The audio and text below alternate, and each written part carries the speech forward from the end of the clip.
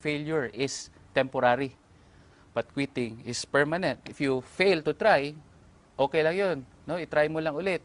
Pero if you quit on your dreams, mas mahirap yun. Bakit? Kasi hindi mo talaga makukuha yung gusto mo.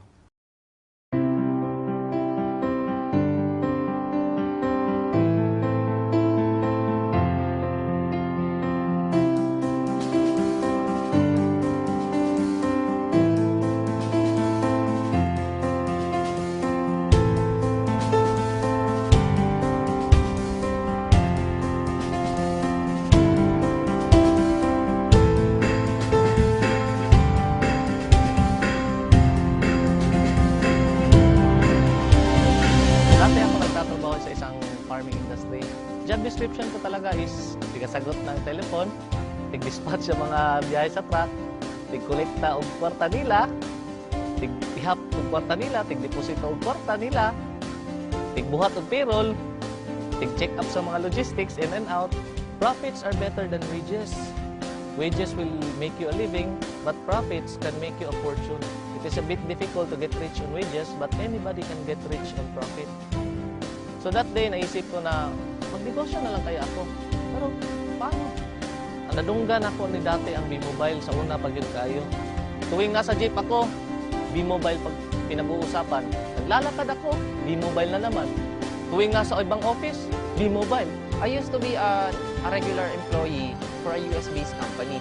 Bale, computer programmer nila ako. So, although maganda naman yung trabaho, maganda yung pay, pero nasa-sacrifice yung social life ko. So, wala na akong time for my family. And at the same time, so malaki rin yung sacrifice ko sa health ko. A friend told me, sabi niya sa akin, Juan, meron akong magandang business na nakita. Baka gusto mo rin tingnan. So, sumama lang ako sa kanya. And then, dinala niya ako nun sa Jollibee yung dati. And pinakinggan ko lang rin yung business presentation. Before ako na-introduce sa V-Mobile, I am financial consultant ng isang British financial company dito sa operating sa Pilipinas. Grabe ang gamit ko ng cellphone as well as lagi ako nag-travel.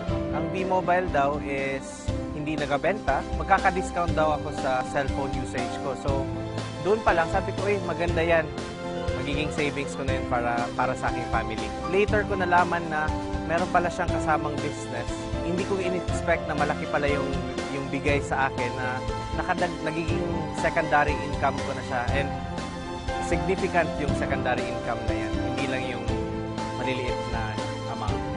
Ang possibilities din nga nakita na ko, na naagid ko yung padulungan, yung asenso ko para sa ko ang sariling na negosyo dito sa B-Mobile. Unlike kung maging empleyado ko.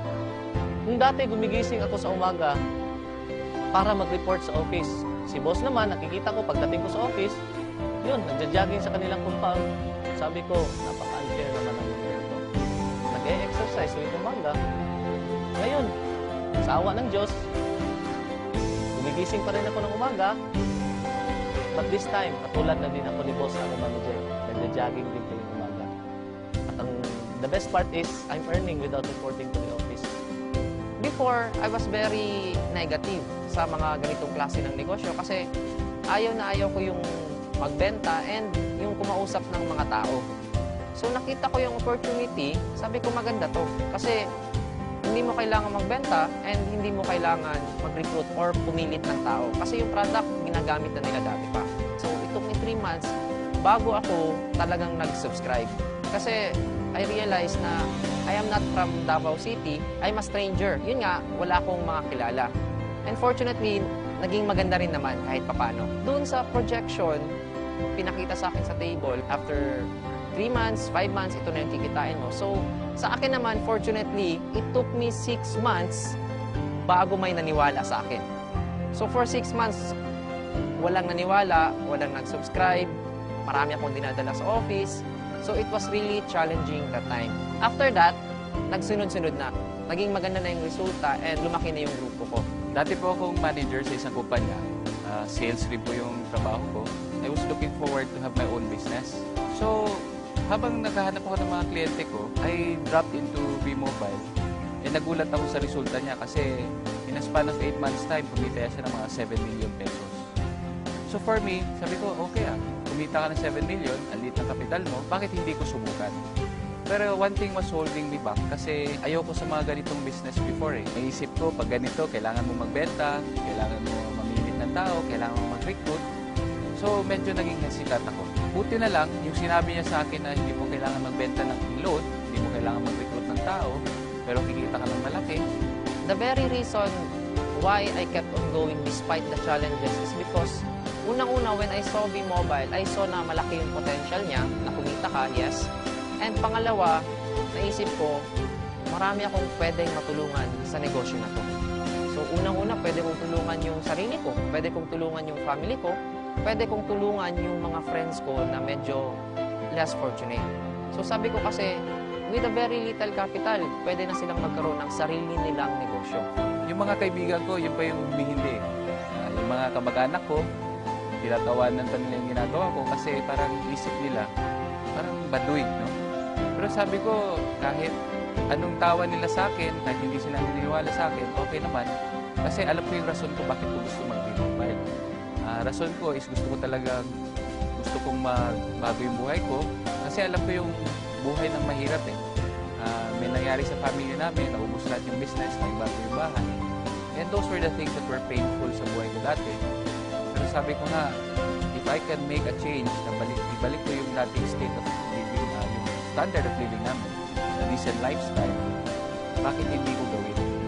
So, hindi ko pinansin yung mga humindi. Nakakatawa lang, ang mga naniniwala sa akin, yun yung mga taong hindi ko pa kakilala. No? Yung iba nasa abroad, yung iba hindi ko naman mga kaibigan dati, pero naniwala. Pasalamat ako sa Diyos, after 1 year of doing the business part-time, kumita na ako ng 1 million dito. For a very small capital, to earn 1 million pesos is what I really wanted. No? With a very minimal effort, kasi ang ginagawa lang namin dito is we're teaching people how to use their loan. Yun yung masarap dun eh.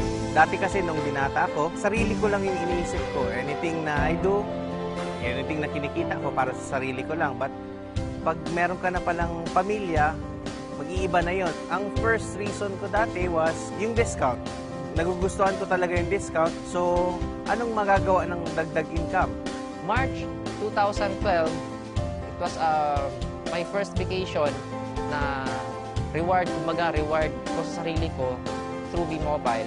3 days, nagbakasyon kami ng barkada ko sa Boracay, and after 3 days, kumita naman ako ng 36,000. So, hindi na masama. March 31 to April 18, yung family ko naman yung kasama ko nagbakasyon. So, masarap na magbakasyon, lalo na kung kasama mo yung family mo. Ang mas masarap pa nito, pag uwi ko sa bahay, after 18 days na nag-road trip kami sa buong Pilipinas, meron akong at least 50,000 worth na cheque. So I was very happy and my mother was very happy. Ang ma-advise ko lang sa mga kaibigan ko, sa yung mga nakakita ng advertisements namin sa Facebook, yung nakakita ng video link sa Facebook, i-try mo i-click lang yung link, malay mo, no? Maging katulad ka sa akin. I really didn't expect this change in my life. For the new ones, continue moving. Huwag kayo mag-quit kasi sa lahat ng mahirap, itong B-Mobile ang pinakamadali. As long as you keep on doing the business, as long as ginagawa nyo siya, may magbabago at magbabago sa buhay ninyo. Imposibleng wala. Salamat, B-Mobile. Unti-unti mong inikot ang buhay ko paitaas. Thank you po. Maraming salamat sa B-Mobile. No? Maraming salamat din po sa lahat ng mga taong naniwala sa akin. And maraming po salamat din po sa mga taong nag-guide sa akin dito sa business na ito. Kasi sabi nga, it is in helping each other. No? Together, everyone achieves more. As a team, tulong-tulungan po tayo para kunin natin yung pangarap natin. Maraming po salamat.